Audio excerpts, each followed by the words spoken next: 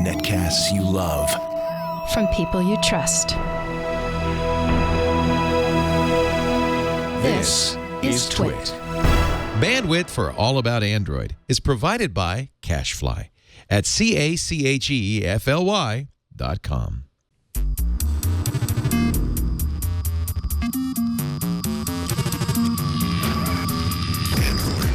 Hello and welcome to another episode of All About Android, episode 194, recorded on Tuesday, December 30th, 2014. We're your weekly source for the latest news, hardware, and apps for the Android faithful. I'm Jason Howell.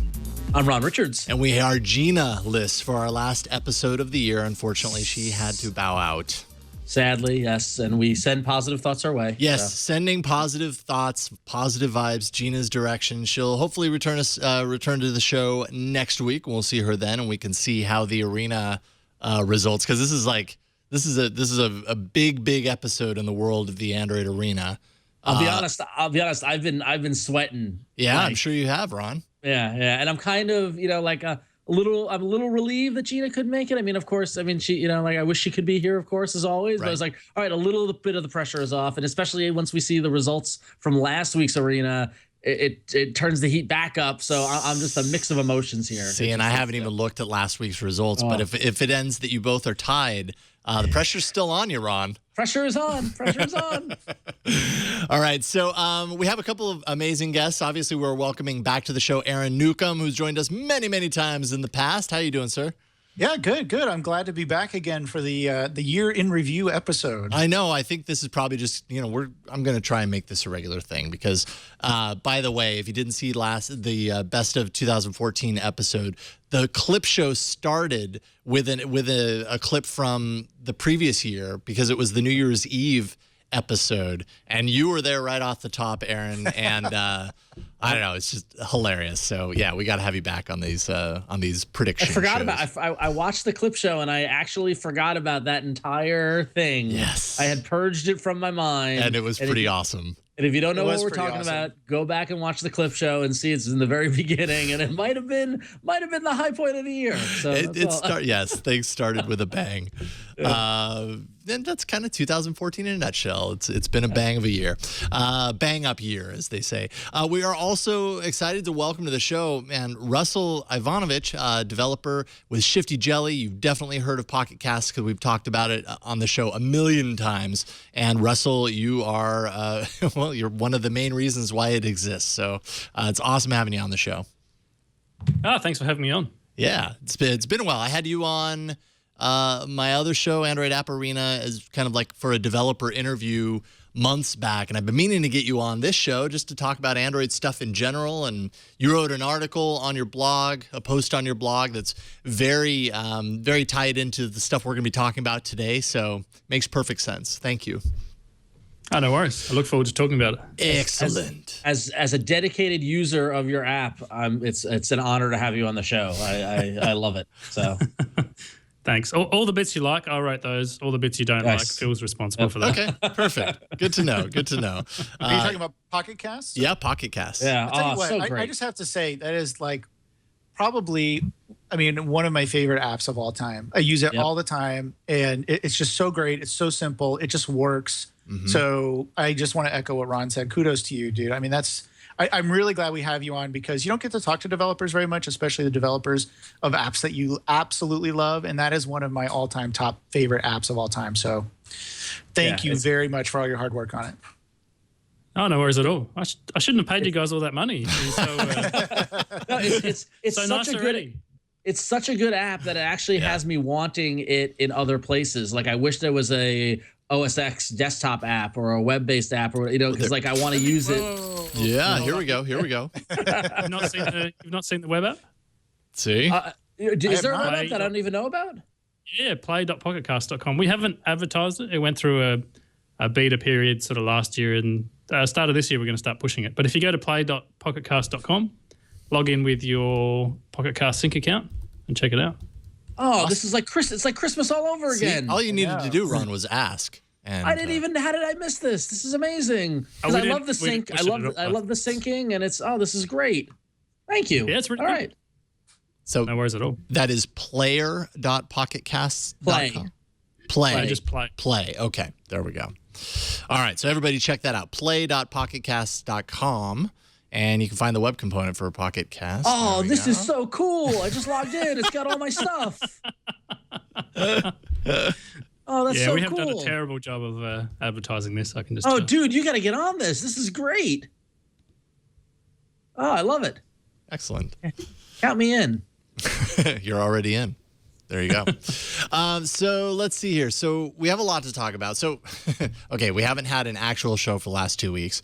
I was like, maybe we'll do some year in review stuff, some forward thinking stuff, and also some, the random bits of news. Turns out there really hasn't been a whole lot of news. And quite frankly, it's one day until the end of this year. So we might as well just devote the show to all the good, all the bad, and, kind of looking forward into the next year of Android's life and kind of see what we have to look forward to and just kind of make it, we're changing things this episode. We're not going to be so serious. We're having fun. We're just going to kind of roll with it and have, like loose freeform discussion. Listen, we're gonna talk about all the good Android, all the good Androids that they're out there. We're gonna talk about them. I'm excited. Yes, so we got a lot to talk about. We don't need to roll a bumper because this is different. So let's start with kind of the good of 2014. Just in general, I think I would summarize 2014 as a pretty important year for Android because I think in many ways the platform just matured. It rose to a certain level that I don't think it's been at before, and I think this is going to continue into 2015. But basically, the design approach, the services that run behind Android, Google's kind of desire to kind of the fragmentation argument, kind of attack that with Play services, all this kind of stuff together kind of makes Android a pretty important platform and a pretty mature platform at this point. What do you guys think? I will take it one step further, Jason, and I will say this was the most important year in the history of Android, period, because what you saw was the combination of Lollipop, material design, the devices falling into place. It just seemed as if this was the year that everything clicked. And we didn't see it coming when we started 2014, but looking back on 2014, this is probably the most pivotal, important year and has got me even more excited for the platform going into next year and the years beyond that. So, Yeah, I would agree with that. I think that the platform has really matured, although now after Lollipop came out, I was kind of like, do we really need this? I mean, I'm talking mostly about the design elements, not necessarily the other improvements, which were good and necessary.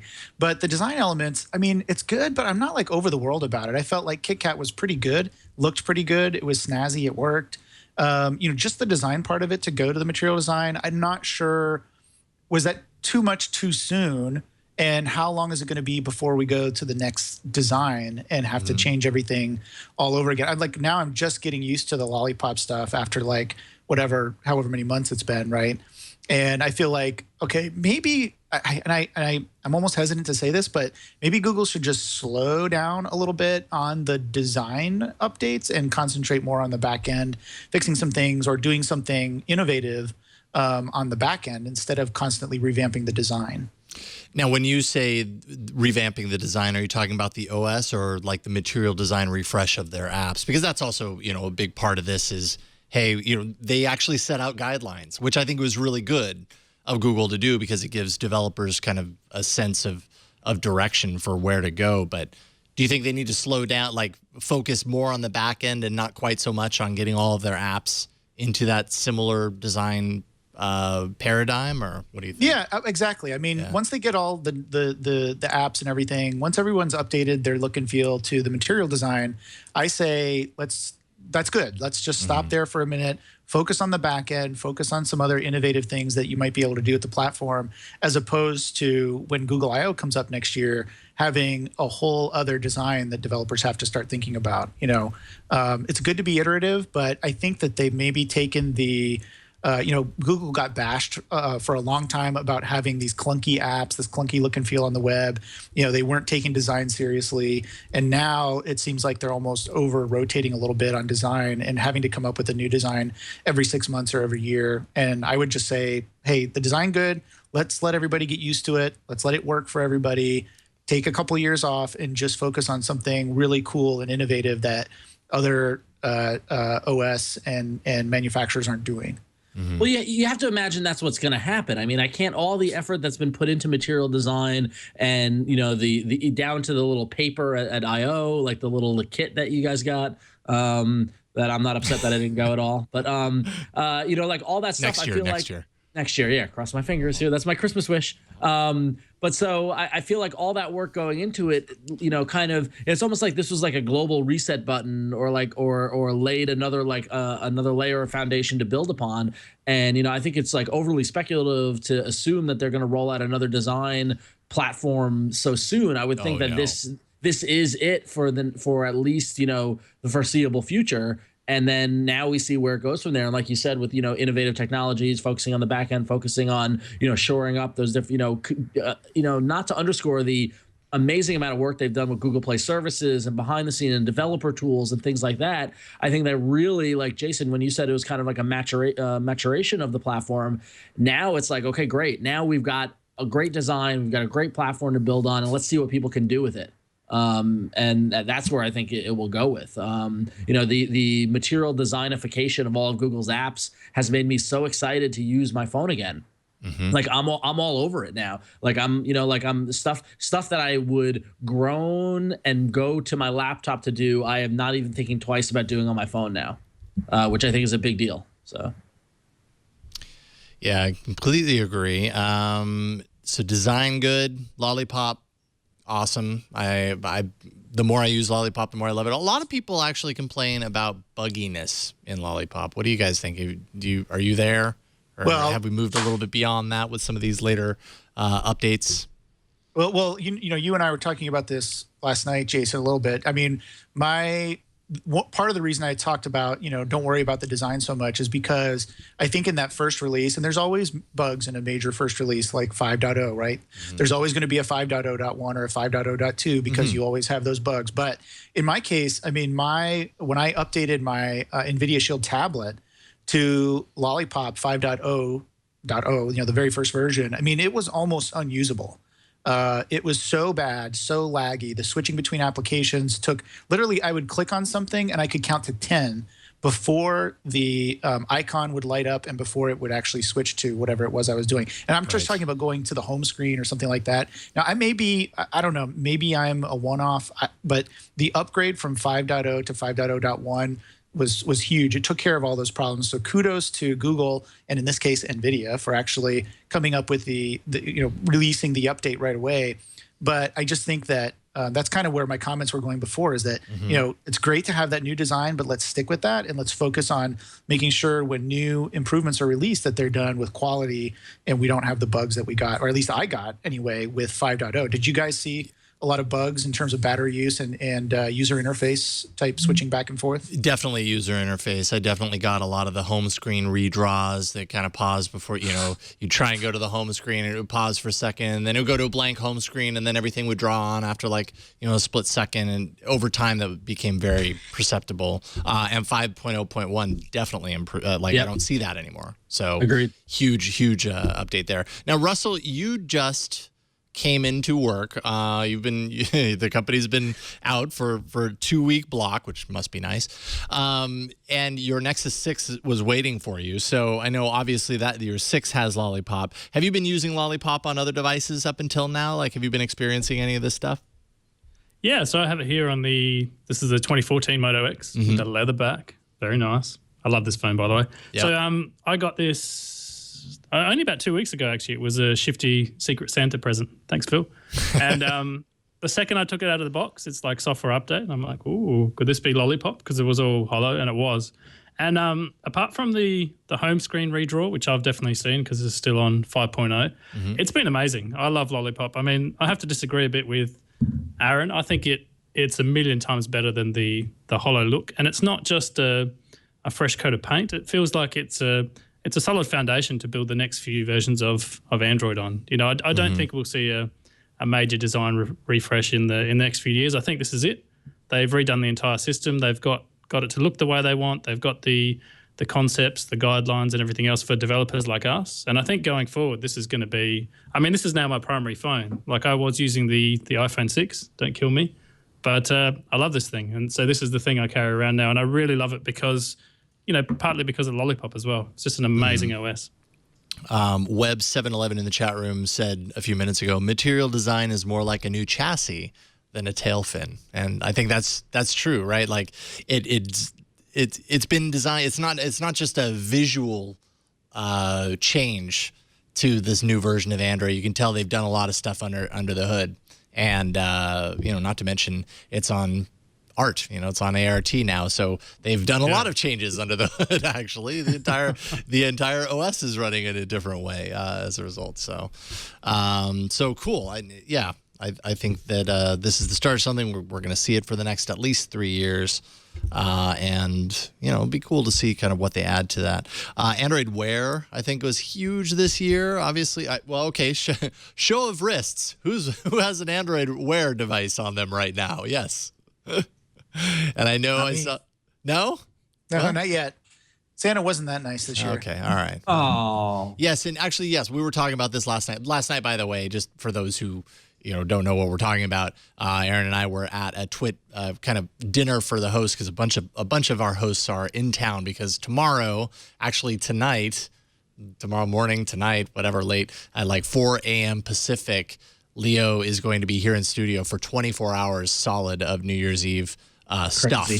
Craziness. So we have a lot of our regular hosts in town, and so we had a dinner, and of course my wife and I sat with Aaron and Bryan and a few other folks, and so we talked, of course, about work stuff. It was almost like an episode of All About It really Android. was, of course.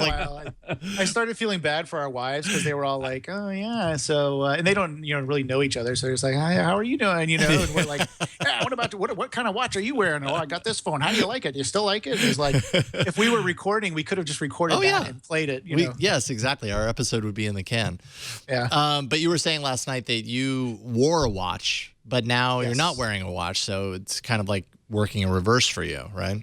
Yeah, exactly. I just basically, I was kind of a holdout among my friends. I wore a watch up until about a year ago, and then finally I'm like, I don't look at it much anymore. I've always got the time in my pocket, so I'll finally untether from the watch and put it down, just at the time that Android Wear basically came out or was starting to be rumored. And so now I feel like I'm kind of holding off for a little bit, wait for the price to come down, see what, the Rev 2 of the devices brings, because I think that's what's going to be really cool. I mean, actually, I think I'll let you guys talk about this too. I think Rev 1 was a pretty good Rev for Android wearable, especially for watches. I think it was a really good Rev 1. So I'm really looking forward to see what Rev 2 brings from the manufacturers, because I think that's when the price point's going to dip and the feature set is going to go way up. Yeah, what do you think, Russell? Are you happy with what you've seen out of Wear? Do you think that Android beating, obviously, the the behemoth potentially in the room in 2015, Apple, to the wearable game, did they do a good job or did they rush it? I felt like, especially the launch in June, was a little bit rushed, and more so hardware-wise than software-wise, because we went to Google I/O. They gave us the Samsung Gear Live, I think it was, and some other people got the LG, and that felt like very, very first-gen hardware. Like, I know the Samsung device is based on, a previous iteration, but it was, I don't know, it was buggy. It was a little bit of a mess, and I felt like they almost soft launched it in a way. They didn't really push it. They didn't really hammer it. And some of the first devices off the bat I didn't particularly like. But I feel like with Android Wear 5.0 or 2.0, whatever they're calling it, and with some of the newer devices out there, I think it's got a lot of potential. I think in the short term, it's probably still going to be beaten by the Apple Watch, just because Apple will market the hell out of theirs when it first comes out. I think in March or April, whenever they launch, there's going to be a massive push on that side of it. But I really like Android Wear. I like where it's going. I like some of the future stuff that's coming, and I find it, really useful. Yeah. I don't know if you guys feel the same. Or? Agreed. No, I think they did a lot of good, and I would completely agree. The devices that were launched initially, I mean, I make no qualms about the fact that my Samsung Gear Live, it snapped, it broke basically after a very short period of use. And was that the little bit where the charger goes on? Yes. Yes, and it just snapped away from the body, and so now it's it's dead weight at this point, and I can't charge it anymore without setting a stack of books on top of it to weigh it down onto the charger. So, so it felt a little rushed in some ways, but they've kind of updated quickly. The OS, the actual Android OS on Wear up to Lollipop very recently, and those changes have been really advanced the platform even further in a very short amount of time. So. Yeah, going back to Aaron's comment about waiting for like 2.0, like I feel like with this update, if it's like, I don't know if it's a full 1.5 or maybe 1.25, but the recent update really kind of firmed it up and kind of improved a lot of the kind of the things that were, not problematic, but just kind of annoying about it early on. But it's at the point now where like I haven't worn a watch literally for 6-7 years, and I'm back to the point where when I'm not wearing it, I feel like I'm missing something. My only complaint, my only problem, which is a personal problem, is that I spend the majority of my day, 5 days a week at my desk working. And when I have the watch and my phone and my desktop and I get a text and everything lights up, that's a bit overkill. But when I'm not in the desk environment, when I'm out and about, when I'm out at night, when I'm out, traveling or whatever, it becomes indispensable. And especially on the commute and things like that. I mean, it's shown its value. And in the pre-show, I was telling Jason, you how I got the Moto 360 for my dad for Christmas. And, and he's a techie, he taught me everything I know and that sort of thing. And the day after Christmas, I sent him an email with some like, oh, here's some links and things like that. And he's like, way ahead of you, already set it up, doing this. I love it. And it was just amazing to see somebody hit the ground running with it with a beautiful device like the Moto 360. Yeah, that's great. Agreed. We've seen Play Services continue to kick butt and be actually a very interesting kind of entry for Google to sidestep the whole fragmentation argument, looping, significant OS upgrades into something that everybody gets an update for because everybody has Play Services running on their devices. Also, their breakout apps, so breaking out their apps so that you can install the Google Now launcher if you want. So it doesn't matter which phone device you get. That was always the complaint was, I love this hardware, but I don't like their software choices. Well, now Google gives you the opportunity to, put their versions of things onto your device. And I think Google's done a really good job this year, and I imagine we'll see more of this, of making it possible for you to turn your phone into more or less a Google phone. I think that's been a really great thing. Yeah. Marketing, which we didn't really I feel like before this year, marketing for Android, especially just for Android as a platform, was almost non-existent, if not just completely underwhelming. And with this upgrade, man, I feel like I see it everywhere now. I see their ad campaign, their Be Together, Not the Same, which I think is a pretty good ad campaign.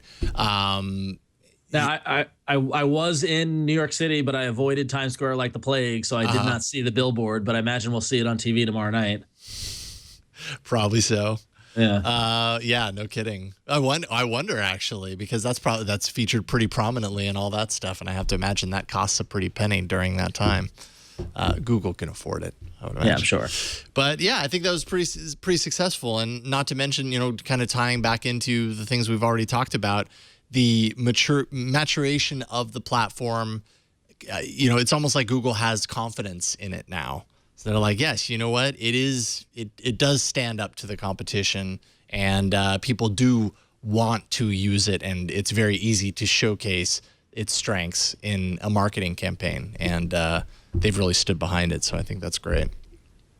Yeah, and surprising to me, I mean, they've really stuck with the Nexus line.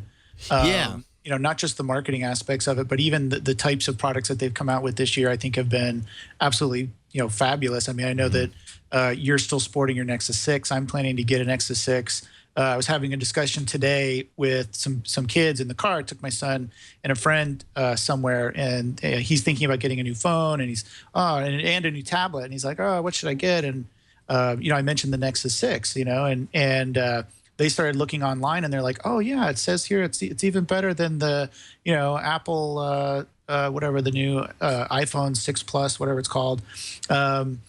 And then he's like, oh, I'm kind of looking for a tablet. I'm like, well, you should probably check out the Nexus 9. And he started looking up the specs, and he's like, yeah, that looks really good. Like, I just think that they've done a little bit better job at keeping the line current and marketing the line. I think they could do better still with customer support and some of those things. So I think they hopefully will improve that soon. But I think that they've really stuck behind the Nexus line. Even the Nexus Player, it's kind of almost the next generation Google TV. But I got one right away and I've been loving it. It works great. It's on all the time. It's our go-to device for smart TV type functionality now. There's Android One, which is Google's, as they say, attempt to bring Google and Android to the next billion. That that actually, there's some news there, and that it's expanding as of a couple of weeks ago to Bangladesh, Nepal, Sri Lanka. So it's is that news? Well, I'm sorry, Jason. Is that some news? Sorry. We have some news, Brian. Is that a cue? Yes. Is that a cue for something? Oh man! I'm definitely not calling Aaron in the background because his video froze. Oh, okay. All right. But here we go. That's 2014 happened. Wait, no, that's not how I wanted to do it. Let me try that again. You threw me all off. I got things going on. Yeah, here. you're right.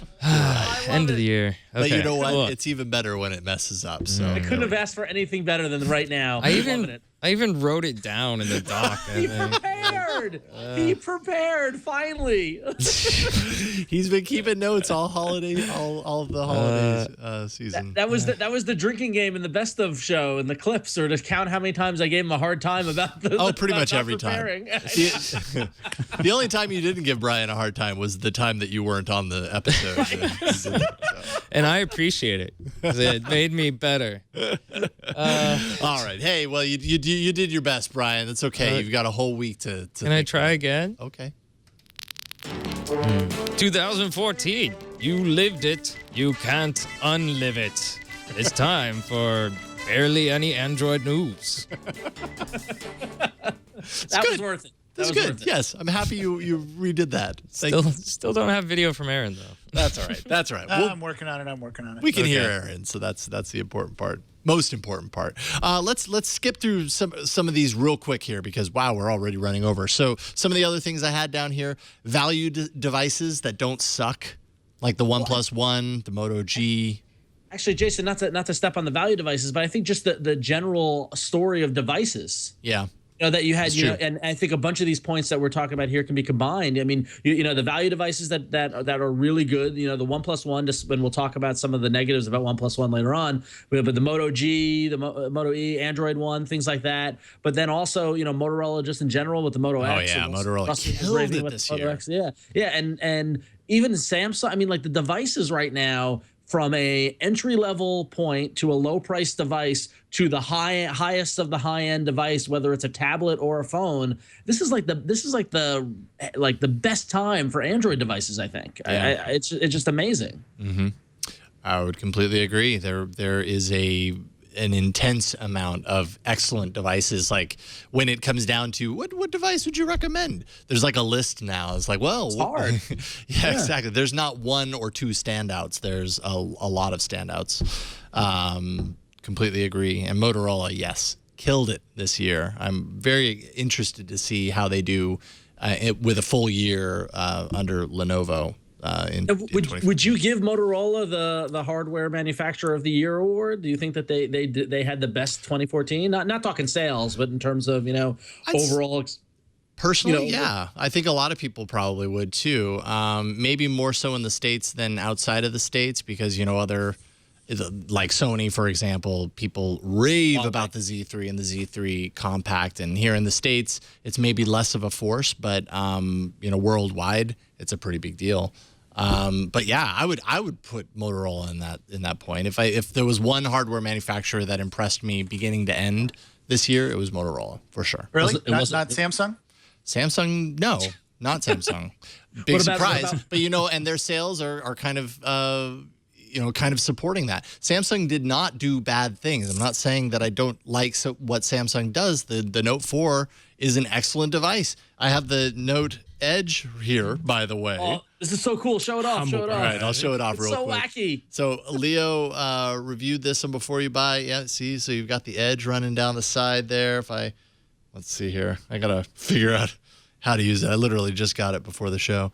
But so it's wacky. It is very wacky. And so like, hey, here's record audio mode, whatever. You can hit it, you can control it from the side. Yeah, it's interesting. And Samsung, continues to I like how that flashes while I talk. Samsung continues to kind of push boundaries in some ways, but the S5 was not necessarily a runaway success the way the Galaxy S devices in the past have been. So I don't think that I would put Samsung in that spot this year. In past years, I would, because they were an unmitigated success. This year, they kind of lost that reign of supremacy in the Android world a little bit. I don't know. Would you guys disagree? I agree. Yeah. I agree with that. Yeah, I'd agree with that as well. Although, I mean, there is bubbles going down the side of your phone, so that is pretty cool. I mean, that is a pretty big deal. Yeah, I think it's worth pointing out once again, there are bubbles on the bar. And honestly, once you have bubbles going down the side of your screen, I don't know how you go back to not having bubbles down the side of your screen. That's just personal. And I hope it still makes that. Sorry, Ron. I hope it still makes that bloop bloop noise when you tap it. Have they still got that? Yeah, it does that. I don't know if it does that on the side. Well, no, it doesn't do that on the side. I'm sorry to disappoint you, but yeah, it has the cute little Samsung bells and stuff.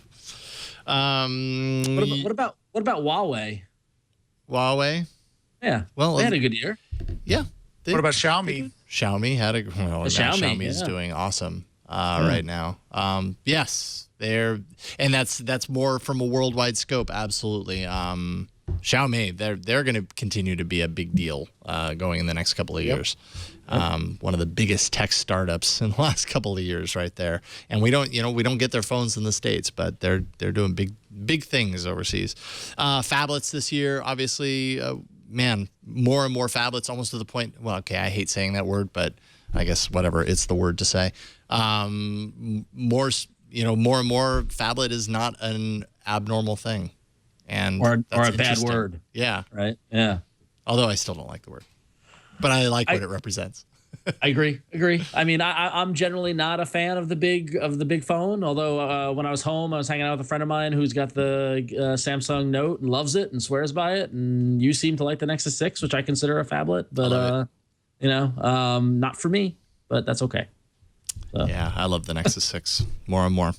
Cardboard was cool and interesting and took everybody by surprise. I was gonna say a surprise. That's the biggest thing. Not only the surprise that it existed. We talked about this on the show a couple of weeks ago. Yep. Not only that it exists, but that it now seems to be thriving and like growing and you pair that with Oculus and the Samsung's kind of stepped into VR. I think VR might be something that we keep an eye on into next year. We're gonna get to predictions later on, but yeah. So Yep.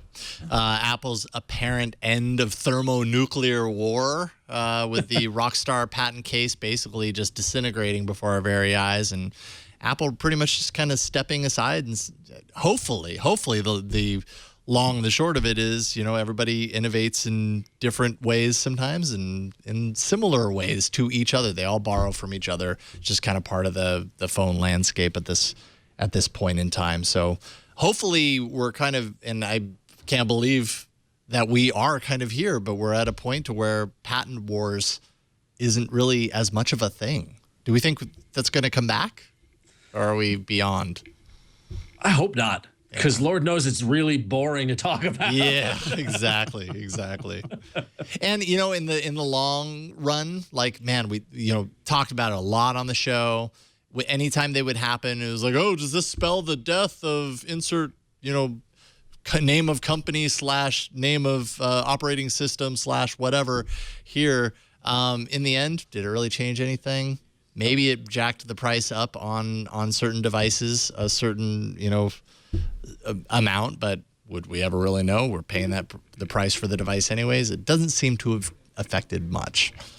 So there we go. Maybe it's not as big a deal as it may seem at the time. And Sundar Pichai, our friend Sundar, kind of a big deal at Google. Now head of product. He started the year just in charge. I started the year in charge of Android and Chrome, and now I am in charge of all the things. All the things. All the things. Most of them.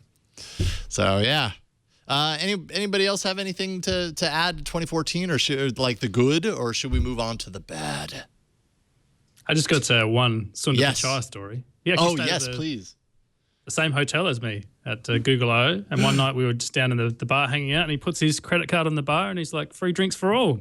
So I now love Sundar Pichai. No way.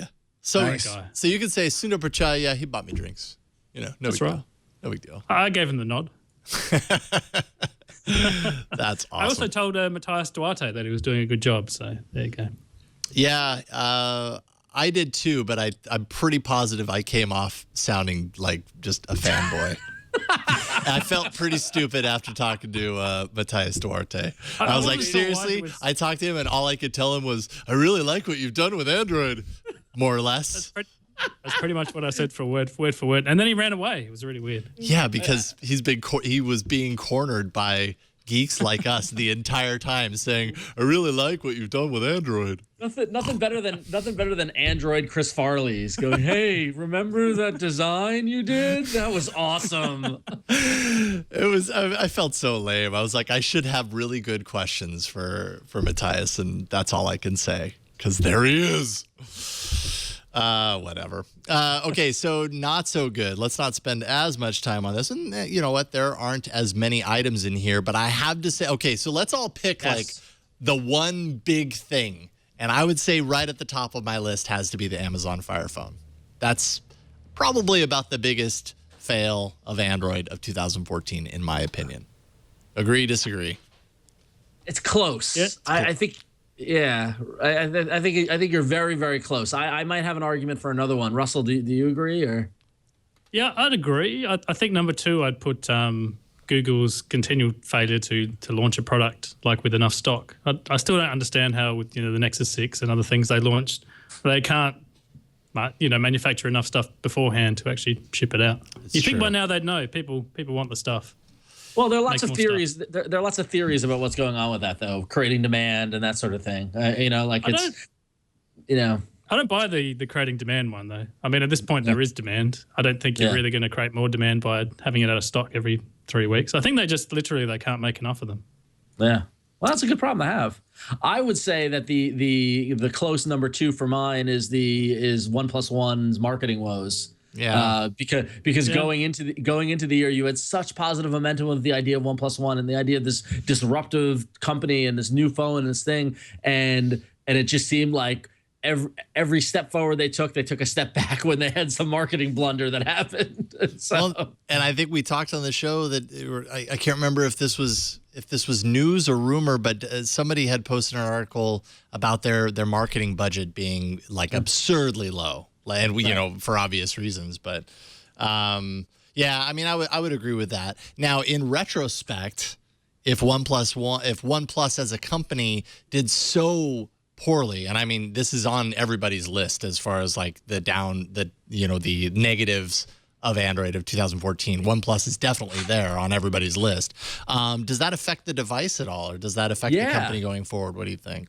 That's my concern, is that you've got a good device and you've got a cool thing, and then but when you get so many strikes against you on the business side of things, it's going to affect consumer perception. Yeah. And while all of these little, the smashing the phone and the girls take their selfies, campaign and stuff like that, all of those were little like kind of, dings to their armor, and none of them have sunk them. But it just takes one to sink the entire company. Like if something hits the wrong way and gets picked up by the wrong outlet and gets run with, it could cause doom. And I don't want to see that happen. So, but that said, after thinking about it, it's not nearly as bad as the Fire Phone. The Fire Phone is just a utter and complete failure. This is pretty bad. I would say Fire Phone's definitely number one as well, but. It's the best we can do right now. Oh, this is just the best thing in the world. We have to remember this. Thank you, Brian. And thank you for having a sense of humor. This is going to go in the end of the year show highlight. I know that really took me by surprise. Well done. Well done, Bryan. That is great.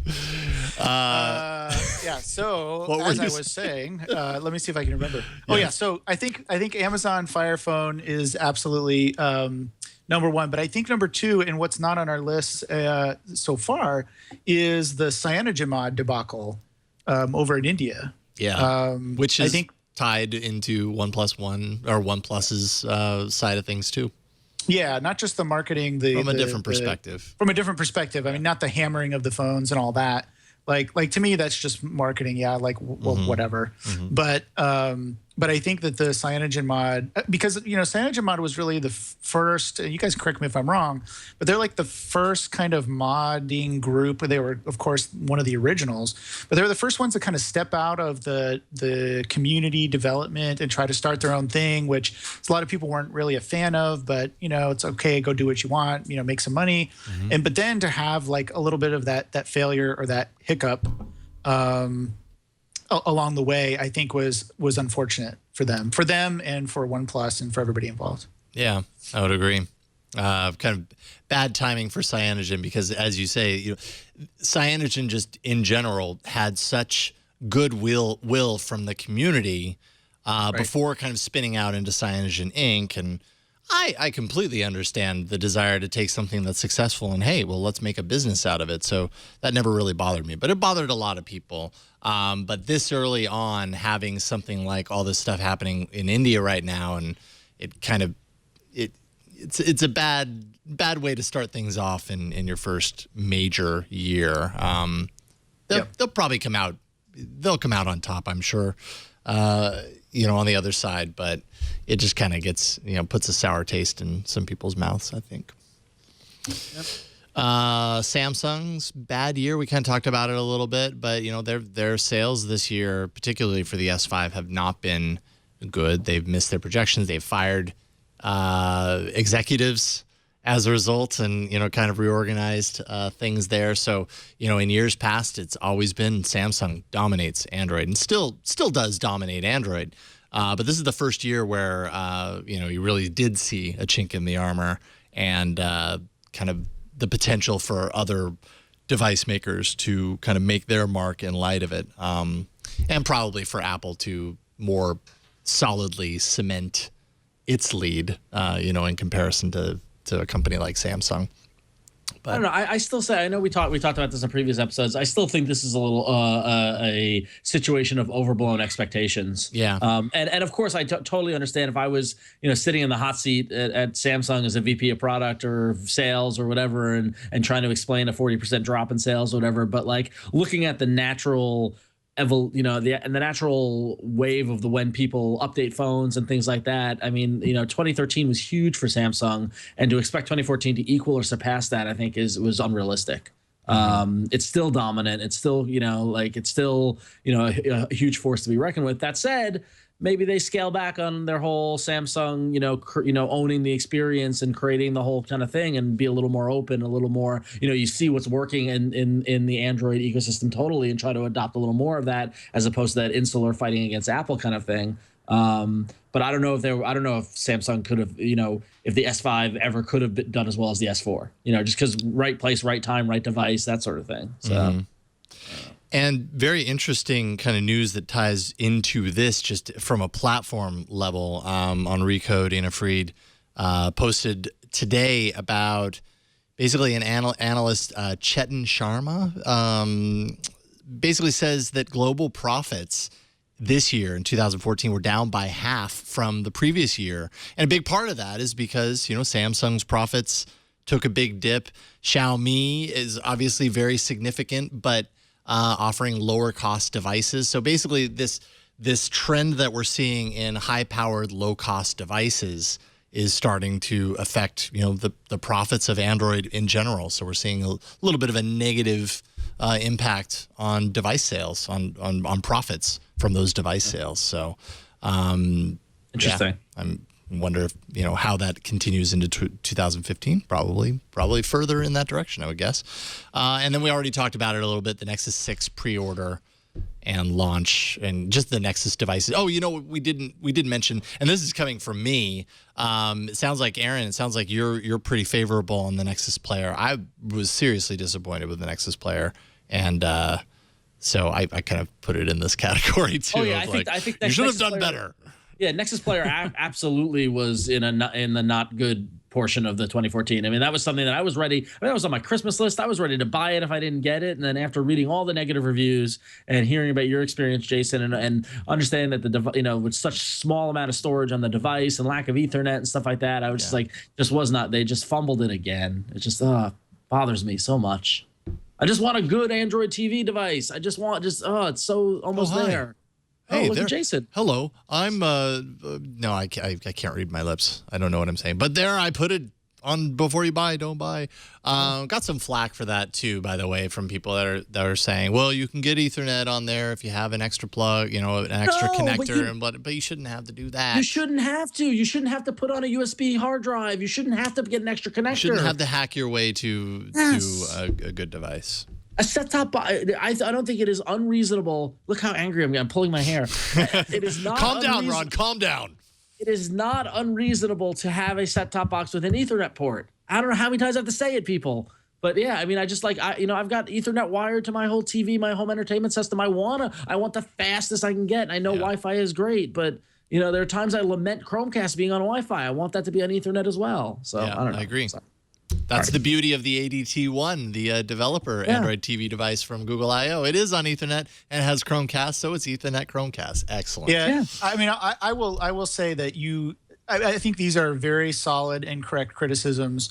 The one big problem I have with the device is that it, like a lot of Android devices, it seems to lock up after a while on Wi-Fi. Yeah. And so not having that Ethernet connection was a big miss on their part, because literally I go in, I have 3 different Wi-Fi access points in the house, and I can get to all of them from where the Nexus player is. So I'll go in and I will switch it to a different Wi-Fi, and then all of a sudden everything works. And it's like, that shouldn't happen. So, I agree. I think you're spot on with all your complaints, but it works better than my Google TV was working. Sure. And like I said, the kids use it. They know how to use it. The fact that it's integrating all of the history of stuff that I do online, like my activity in my browser, suddenly something that I might be interested just like pops up on the Nexus player. And I'm like, oh, yeah, I was interested in how to make a LED name badge. Like, wow, how did that come up there?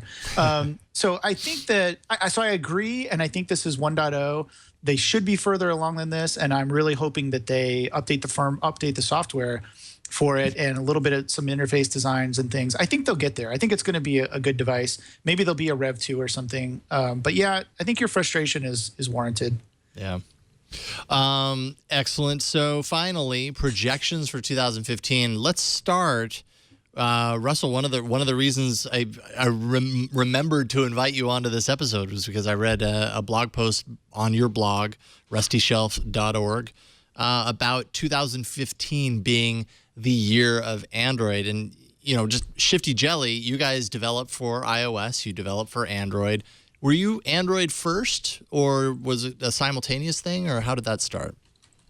No, in 2008, we were iOS only. I think it was about 2010, 2011, we actually came to Android. But we did one of the first Android-first apps for developers that are on both platforms. So Pocket Casts version 4 came to Android, I think, a good 6 months before the iOS version. And that went really well. Mm-hmm. And I guess ever since then, we've been really upbeat about Android. I mean, the kind of circles I hang around with are mainly iOS and Mac developers. And I've been trying to convince a lot of those guys and girls that, Android really, after, Lollipop and Material and all the different things that have gone into Google Play and everything else. And just the state that it's in at the moment is the perfect time to jump in and make an awesome app, because it's much, much, much easier to stand out on Android. I think if you make something really high quality on iOS, there's a lot of other really high quality stuff, and it's very easy to get lost in the noise. And I think Android will be exactly like that by the end of 2015. So I think if you can get in now with, you look at a category, you find something you really want to make, you make it super high quality, and you make it native to Android. You don't try and to port your iOS app. I think there's a huge potential there. And it's funny, like in previous years, I've talked to iOS developers, and they've been like, yeah, that's nice. But this year, a lot of them are actively working on Android apps. So I think you'll be surprised by, I think, how many good things come out for Android. And I know there's a lot of fans probably in the chat room and who already run Android who are like, well, it's been great for many, many years, and it has. I'm not knocking it, but I feel like now and going into 2015, it's really on another level. Like I'd personally put it above iOS, as a platform, and also as an operating system that runs on phones. I think Google have just absolutely knocked it out of the park, and I really think 2015 is when we'll start seeing really high quality apps coming out, and a lot of developers talking about how they're making money as well. Which, I mean, that might sound like a trivial thing, but you can see the shifty jelly there on the door behind me. We have to pay for an office. We've got to pay. Yeah, that's it. Zoom in. We've got to pay the people who work here. And if we can't make money on a platform, as much as we might love the platform, we're not going to stay there. And Android has been really good to us. Our users have been good to us. They've bought, all the various things that we've released. And we really see it as, something that's sustainable and growing.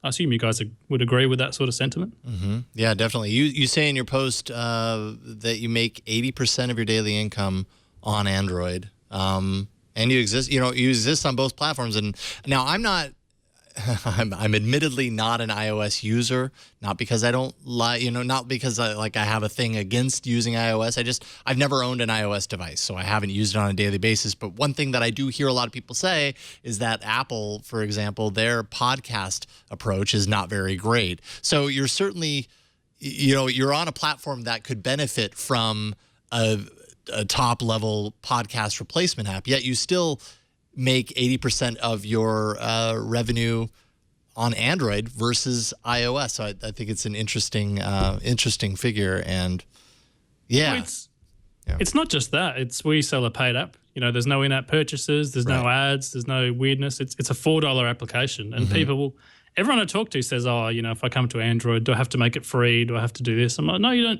don't have to. If you want to sell a paid app, the system works. There's enough people out there who buy really expensive phones and they want really good apps for them. It's not like, I think a lot of iOS users just assume that Android people don't care about quality. I hear all the time, Android people don't care. They'll put up with ads, they'll whatever. But it's not true. There's a whole group of Android users who really care about the quality of their apps and they'll pay for them. Mm-hmm. So, yeah, I agree with that. I think there's going to be a lot more of that in 2015 and I'm really excited about it. I'm all in. I've switched to the Moto X here. Mm-hmm. I've kind of been back and forth on the platform a bit. I'll jump phones and then I'll jump back and then I'll jump thing. But I think I'm staying for now. There's nothing in iOS 7 or iOS 8 that's really that exciting. There's a lot of bugs there as well, and I'm just enjoying the whole Android experience. Excellent. Good year for developers then, if that's the case, because develop a high quality app. And you're more likely to make money off of it, which I imagine it's possible. That's what I've been saying. I've been saying that for years. Is that I feel as if the Android as a platform and the users have been consistently devalued and consistently looked down upon especially when in comparison to iOS. And I feel like the trends and the numbers and I'm no analyst or I don't actually have any data in front of me, but I just feel like it's gotta shift at some point, and Android has to become a viable platform for developers to build against just because of the sheer volume of users. It just seems like regular economics and the single release on iOS and hell even the single release on Android still pisses me off. Simultaneous release, get it to the most number of users as possible, and then that's how you maximize your ability to make money. So right, and Google's giving better tools for all of this too, right? Yeah, there's guidelines so that developers kind of know what good design is. If you don't have that kind of sense, Google helps you there. It's Android Studio with the 1.0 that released recently, which has tools built into it to make it easier to know how your app is going to look and operate on all these different device configurations. So Google's really done a good job this year of giving developers the information to make better apps so that they can make more money off those apps, because people do want high quality apps. I completely agree with that. Yeah, definitely. And I think one last thing to add to that probably a lot of your listeners might not be aware of, but there's a lot of controversy in the iOS world at the moment. Apple's really cracking down on a lot of things. They're issuing a lot of, app rejections. They're letting apps into the store and then pulling them. There's always been this sort of tension between Apple and its developers, and it seems like it's coming to a head at the moment. And that's that's, I think, part of it as well. You know, a lot of iOS developers that I talk to now, they're like, we are seriously considering coming to Android. And some of them have already started, you know, developing apps for Android. And these are some apps that I think a lot of people probably thought they'd never see, you know, on Android. There's a lot of hardcore, you know, iOS users who love iOS and they love the platform, but they're just, you know, they're at their end of their tether with how far Apple's pushed them and the various things, you know, they've done in their store. And I think, you know, it could be a kick up the butt for Apple as well. If they see some of their big developers moving over, that should improve things on the other side as well. Yeah. Yeah. Ron, pick a prediction. Well, my prediction, the only one I added to the whole list and talking about what we were talking about earlier, but jumping down at the bottom, just Google TV and Chromecast. And just, you know, with predicting or hoping, dreaming and hoping that Google addresses the issue with the Nexus player. And you mean Android TV, not Google TV, right? Yeah, and Android TV. I'm sorry. You see, it's just like how I called the Google Play Store. I called it the Android market for years. Remember that? I just wanted to make sure. But yeah, so you know, so I'm really, really excited. Here we are on the eve of not only the new year but also CES to see what CES brings in terms of Android TV. If we're going to finally see, I mean, we go back to Eric Schmidt's doomed prediction of seeing Google TV on 50% of the TVs in stores. Will we see Android TV integrated with Vizio, with LG, with Samsung, with any sort of television manufacturers? Will we see it jump, you know, from the Nexus player to that? We've already seen the Android TV software show up in the Google Play Store, which has us all scratching our head wondering why that's there. You know, we've seen the live TV interface. We're seeing all these little bits come together. Could 2015 be the year that Google gets Android TV right? Who knows? How does Chromecast play in that? Who knows? But no matter what it is, I'm sitting on my couch because I want to watch. I'm eagerly waiting to watch. So, yeah. I don't know. What do you think, Jason? Do you think they're going to get it right this year? Or? Man, I hope so. Yeah, right. After all this time, I really hope that they do, and I think they're close. I think Android TV as a platform is really good. It definitely has some improvements that are necessary, and I think Google's definitely their strategy right now is be in all the places on all the screens. So I don't think that they let Android TV as a platform kind of fall by the wayside as a result. I think it's pretty important for them to tackle the living room and to do it well. So yeah, I'd agree. I think 2015 is going to be good for that. At least I can't wait. Yeah. I'm hoping. So we'll see what comes out of CES. I mean, we haven't talked a lot about CES, and I know we're very focused on the phones, but I'm really, really watching the screen, the TV experience to see how Android plays in that. So, I hope to see home automation kind of step up a little bit. Keep hoping for this, right? Remember Android at home, and there were all these wild, you know, aspirations and everything as a result of that a few years ago. Google I/O. Well, if you remember my epic prediction that Google would buy Nest, and then they did. And then they did like a couple of weeks later. Exactly, which I'm not going to replicate, but thanks to, you know, party chatting and gossip and things like that, I've heard from some folks inside of Nest, you know, after Nest then bought Dropcam last year, and it seems as if the movement towards home automation and Google right now, I'm not very confident about 2015 being the year for that from what I've heard about what's going on there. Yeah. You know, Nest had a real bomb with that smoke detector. There was a big recall, not selling very well. They're not integrating Dropcam very well. It doesn't look like they're integrating into Google at all. So unless there's some big surprise or some magic that we don't know about, I don't think home automation is going to be in the near future. That's a bummer. That's a bummer. Isn't it? I mean, and speaking of Nest, like I'm actually hearing a lot of people who got Nest a long time ago, and they're not very happy with it. Like the long term has been, you know, the short term was, isn't this an amazing thermostat? And it's you know, does all these things, and in the long term, they're like, yeah, it actually doesn't work the way it's supposed to, and it doesn't, you know, this or that, but. Yeah, I don't know, but I think moving on from that, though, I think one thing, especially we probably have to thank our friends over in Cupertino for this, but the idea of mobile payments and Google Wallet kind of growing in use, I think much in the competition with Apple Pay will emerge in 2015. You know, I'm starting to look for where I can use it more and more with my phone. You know, and you know, being able to just tap your phone to the register and pay for it, I think is something that we could see happening a lot more, especially if more people are doing it with Apple Pay, which they already are. You know, this is going to be a big year for mobile payments. I was listening to. I listened to a lot of podcasts over the break, and I was listening to Tom's show. I was listening to Daily Tech News Show, and Tom was talking about the numbers that have come out about the Apple Pay usage and how like 1% of payments that have been done since Apple Pay came out were Apple Pay. It was like it's a very small number, but Google Wallet represented 3%. Which showed that that there are 3 times as many people using Google Wallet as there are using Apple Pay right now. Interesting. So it's kind of I'll be curious to see how those numbers kind of develop and how many people start adopting it. Yeah. Before we move on, because we're actually having, if you're wondering why we're not hearing from Aaron as much, we're having some technical difficulties with his connection. So we're working on it as we go. But before we kind of transition into the next block, Russell, do you have any kind of other thoughts as far as what we can look forward to in 2015? Something that you're excited for, something that you hope for with Android? There is one thing, yeah, and it's Android Auto. I really want that in my car. Having seen the system at Google I got to sit in the Audi there and play with it. I'm not going to get an Audi, obviously, unless you guys buy more Pocket Casts. Get on it. But I'll buy you an Audi. Don't worry about it. Thanks, Jason. Yeah, no problem. No problem.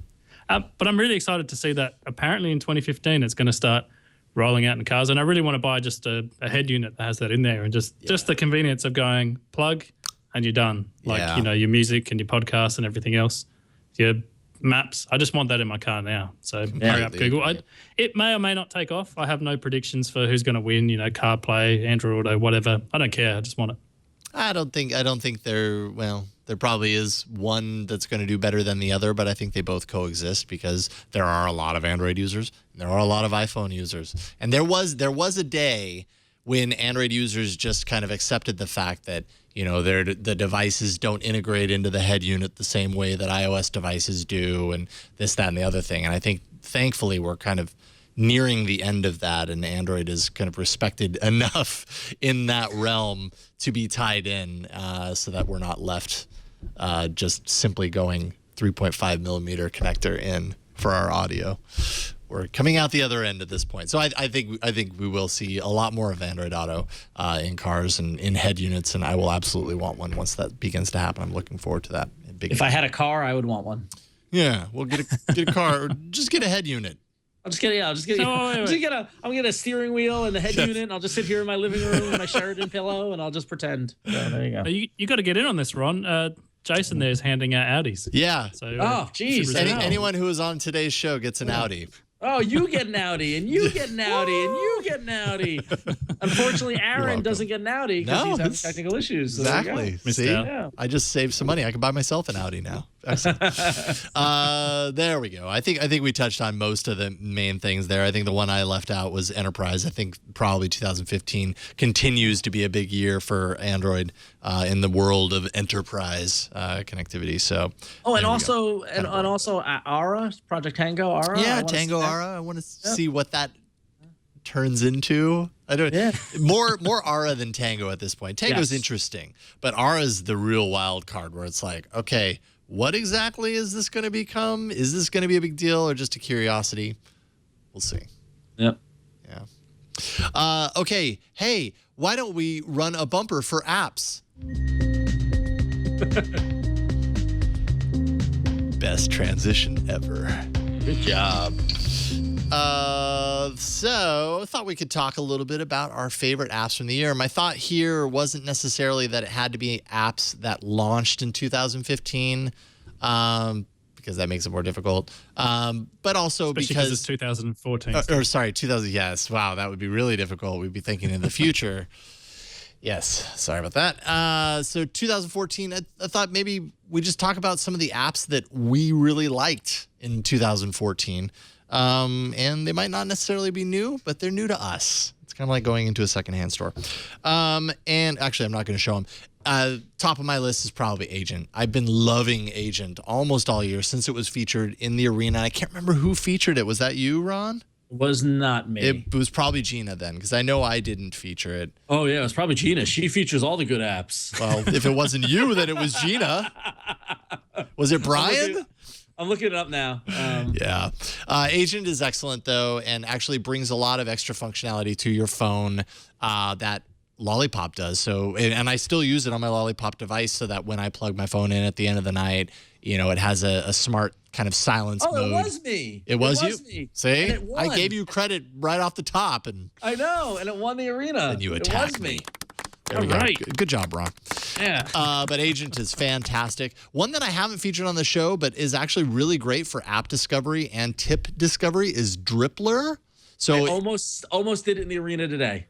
Oh, really? Yeah. Oh, interesting. It was on my list. It was on my short list. Well, it could still make it into the arena. It hasn't been featured there, so maybe it'll make it there eventually. But it's really great. You guys should check it out, Drippler. And it's just a really great way to kind of get these summaries that are sent to your phone, notifications and whatever of new apps, themes, like groups of apps to check out. And it's designed well and everything. I really like it. Slice, which I only recently discovered this past month, but came in so incredibly handy with all the packages and shipments that I was getting for Christmas. Basically, it taps into your email and monitors for tracking emails that you get for different things that you buy online, and it tracks it for you. So like it told me, and I didn't know this because I had so many things being shipped for Christmas. It told me like days after a delivery was expected that the delivery hadn't been made and that it was probably at the post office for one of my presents. And so that like triggered me to actually go to the post office and check for it and find it there. But it was just awesome. It gives you this nice, easy to read kind of, map and all this kind of stuff, information on all of your shipments and everything. Super handy. Time Hop, which is kind of a look into your history of social network posts.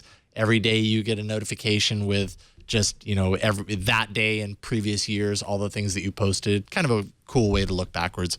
And then Hangouts Dialer, which is the add-on app for Hangouts that brings voice over IP capabilities to your Hangouts app on your device, which I use every month that my phone minutes runs out.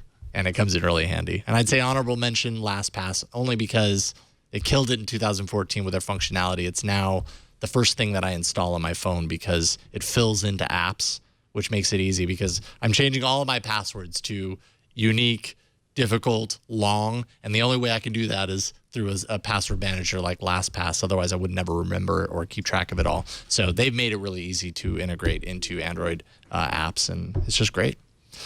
That's what I got. Ron, what you got? So I took the approach of apps that came out this year. So I tried to filter. That was the approach I took. But for me, and I kind of I'm cheating because I'm listing two apps here, but a tie between Inbox by Google and Mailbox by the folks behind Mailbox. Both apps. Because they do the same thing. They're both email apps. They both do a lot that I like. In terms of approaching email in a different way. Mailbox is tied into a lot of GTD, getting things done hooks and things like that. Inbox subtly picks up some of those, flagging an email saying, okay, I'm going to reply to this tomorrow, and then having it go away and then come back tomorrow. It's just a genius feature. Due to limitations of both apps, I'm not using either one of them on a daily basis, but I want to. But they're great. Yeah, but they're awesome. But once Inbox by Google is allowed to be used on the enterprise level on the Google apps kind of platform, I'll totally use it. Mailbox, I'm considering moving completely over to for that as well too, because they do have a great desktop app. There are other issues that I'm dealing with personally, but yeah. So love those. Those are great entries in the email kind of area. Another app that I loved was Fit from Google, which I was honestly skeptical of and didn't really think I would care about, but. Yeah. I was able to connect Fit to Runtastic, which I use for my running, and now I get this great kind of image and tie in the watch and Android Wear and keeping track of my steps and all this sort of stuff. I'm actually really getting down with Fit, and I really like it. So good on Google. Good job. Nice. The highly anticipated release of VLC for Android finally I recently made the move. I uninstalled MX Player, and now I'm 100% VLC. Wow. So, that's when you know you've crossed the line. You uninstall the one you've used for years. You know what it was? I forget the exact package, but MX Player dropped support of an audio codec. Oh. And sure enough, that was the one that I was using, and I don't know if it's a licensing problem or whatever, but I couldn't get audio on my video, and so I said okay, VLC, and VLC worked. So VLC wins, and honestly, the new VLC is really, really nice. So And it's not region locked anymore, so you can get it anywhere and all that. Exactly. Yeah. For those of you who've been watching the show all year, you know that I've been wrestling with SMS, that I've been having problems finding the one true SMS app that I like, that I love. I tried a whole bunch of them, whether it was quick SMS or hello or all the Evolve, all those SMS apps I tried. I settled on Hangouts for a while, and I was using Hangouts for a little bit after Lollipop came out. But recently, I finally gave just the boring old Google Messenger that came out with the Lollipop update a try. And it's basically taken everything that I liked about Hangouts in just doing SMS messaging and put it into an app that works great. And right now I'm riding Messenger, and that is my SMS app. So I wanted to give that a little end of the year nod, that in the great 2014 SMS app wars, Messenger came out on top. So there you go.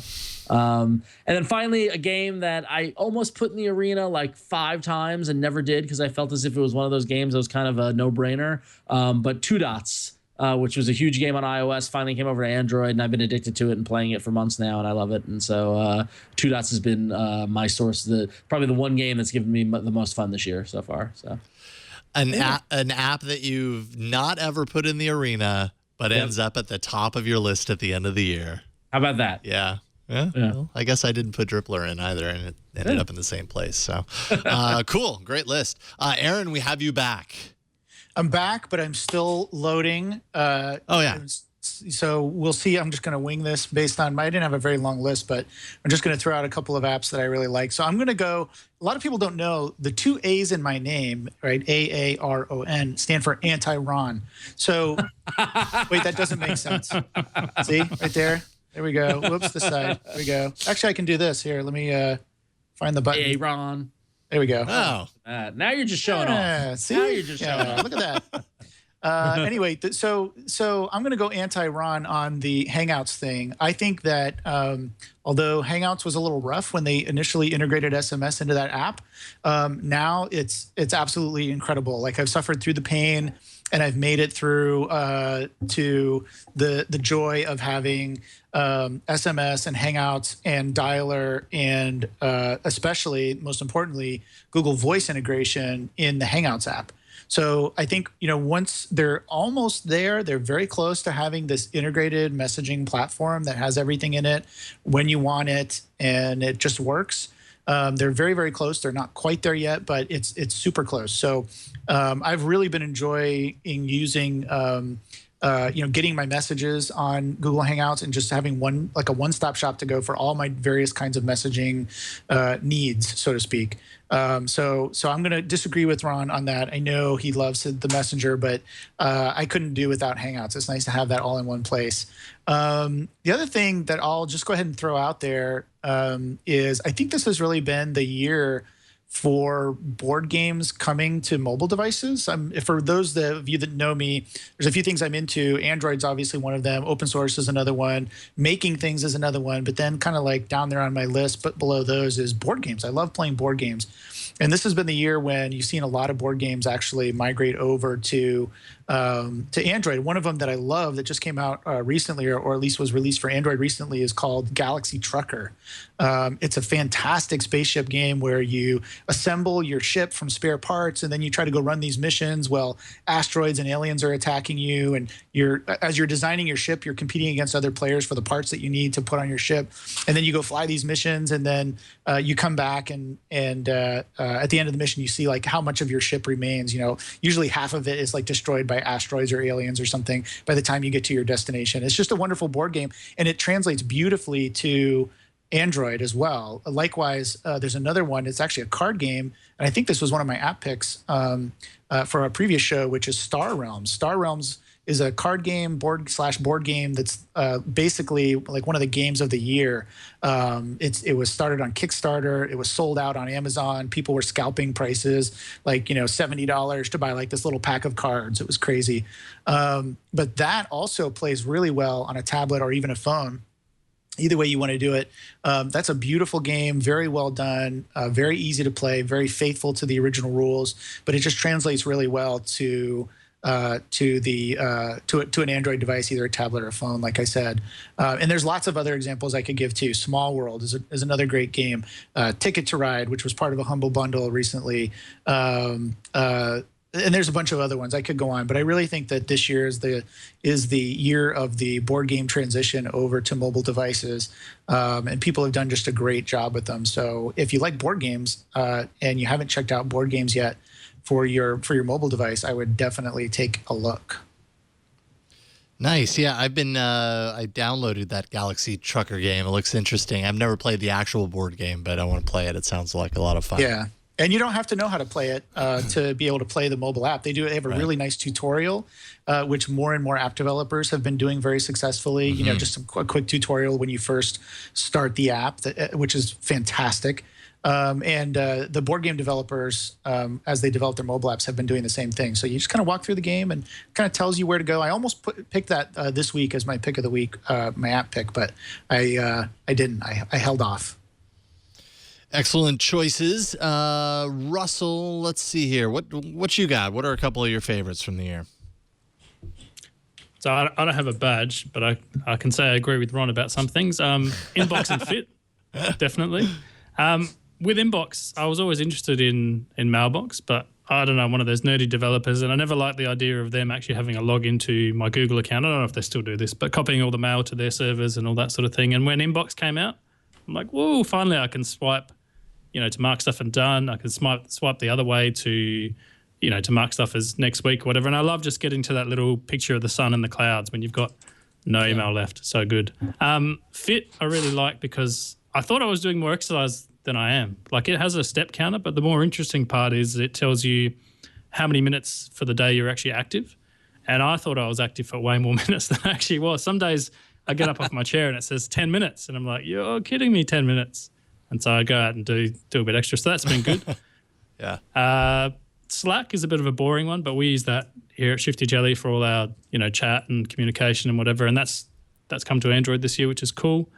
A shout out to Reddit Sync Pro, which is my Reddit app of choice. It's not the most beautiful out there, but it is definitely the most functional for me, at least. It's one of those weird apps where, you look at it at first and you're like, oh, there's nothing too pretty about this. Maybe some of the others look better and they have transparency and all that other stuff, but this one just works and I love it. In terms of games, I'm a massive, massive, massive Kingdom Rush fan. And when I saw Kingdom Rush Origins on the Google Play Store, that was just insta-buy. They could have put $59.99 on there and I still would have pressed the buy button instantly. Great game. I've been playing it and I loved it. I played it while I was on holidays and I sat down and I'm like, I'm going to play this for 15 minutes just while everyone else is busy doing something else. And then 2 hours later, my phone's almost flat and it's really hot. And I'm just like, oh, just got to get past this level. And I will give, and I don't know if it's an honourable mention or a semi-honourable mention to the fine people at 1Password. So like I said, I come from the iOS world originally, and 1Password was like my LastPass. I store my passwords in there. Mm-hmm. And they finally started taking Android development seriously this year. Their app is not the best just yet, but I've seen some of the stuff they've got in the pipeline and I've been talking to the developers over there, and I'm really excited to see what they do in 2015 because I'm kind of locked into their whole ecosystem, and I'm glad they're finally, taking it seriously. I think when I first tried to move to Android, they had like a read-only password app, which was just, that's not acceptable at all. Right. So yeah, that's definitely come in leaps and bounds. I'm not sure how much I'm allowed to say on that because I'm on the beta, and I can't remember what's in the beta and what's in the release version, but I can tell you that the stuff in the beta is really good. Yeah, it looks nice. I have not played around with 1Password because, like you said, it's definitely an ecosystem thing where once you have all of your passwords in one of the services, it's really hard to just switch over and try another service. You're pretty much starting from square one.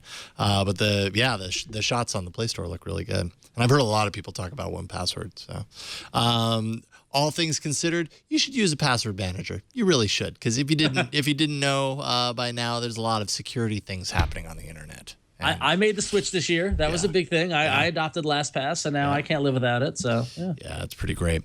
Before we get to our apps in the arena, just real quick, super fan Marlon Thompson posted it to the All About Android community on Google Plus, basically saying, he says, I know that you and the crew are not really gamers, although some of us are. I play more and more games these days.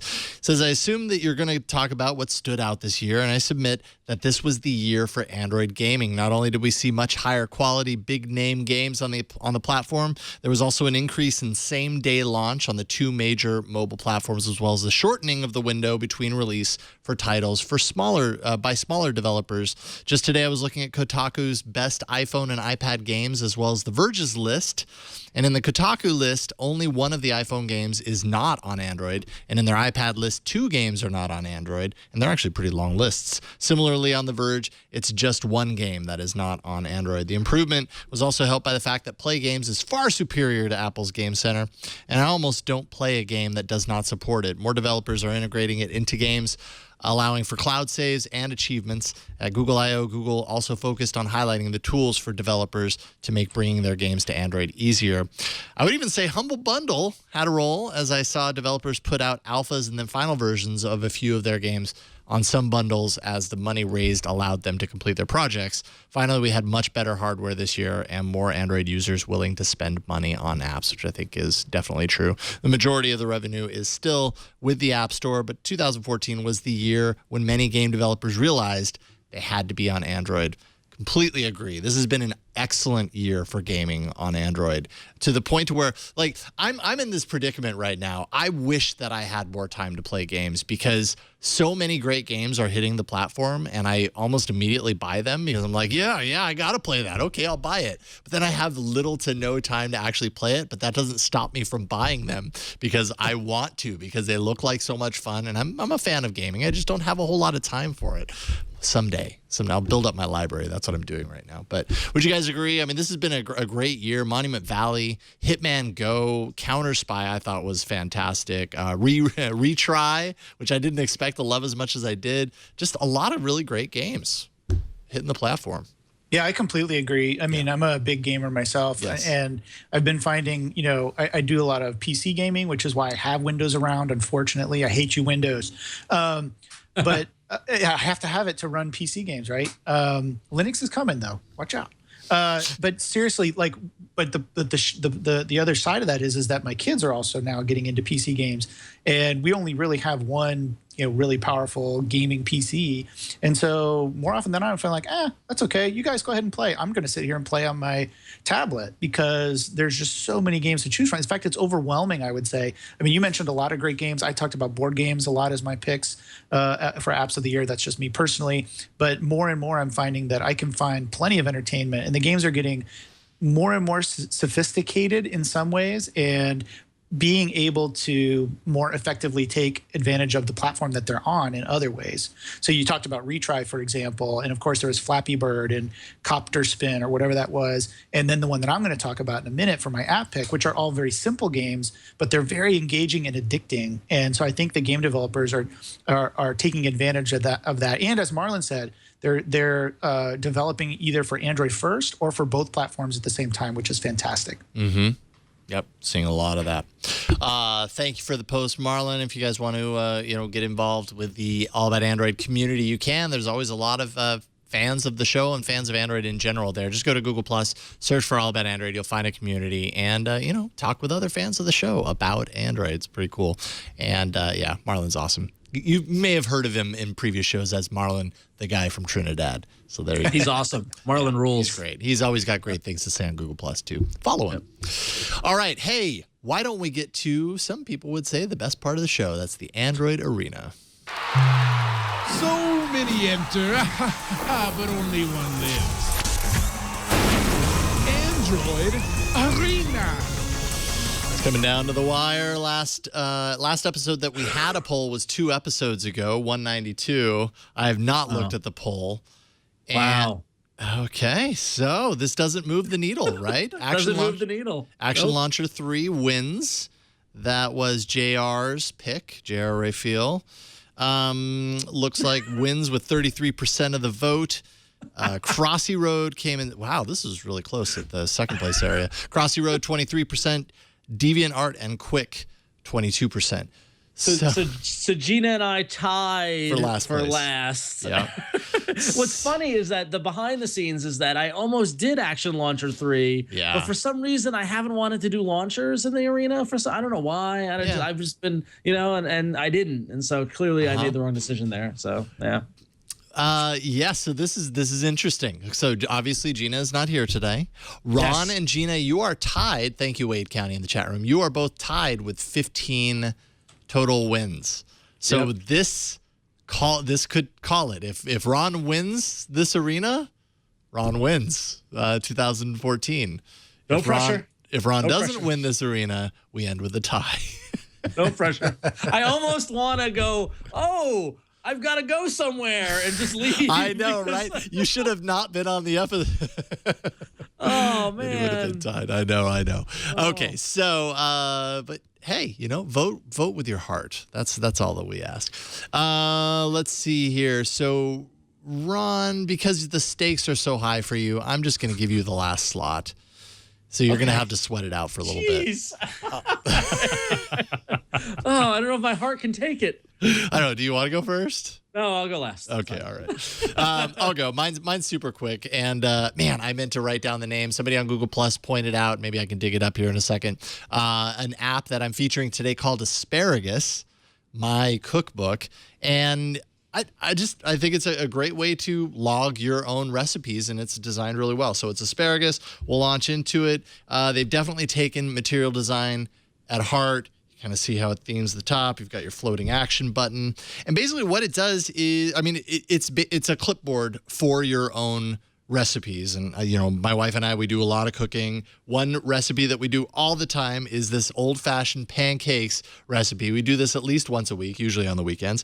And it's a great recipe. So how did I import it in here? I went to the link that I always go to when I'm ready to make this recipe in my Chrome browser. It autofills because I've gone to it so many times. I copied the link and pasted. And when I came over to this app, it auto-populated everything. It populated it based on the link. So it brought in the link. It brought in all the ingredients for the recipe. It brought in the instructions on how to make it. You can see embedded in here is a little timer, so you can set a timer from within the app.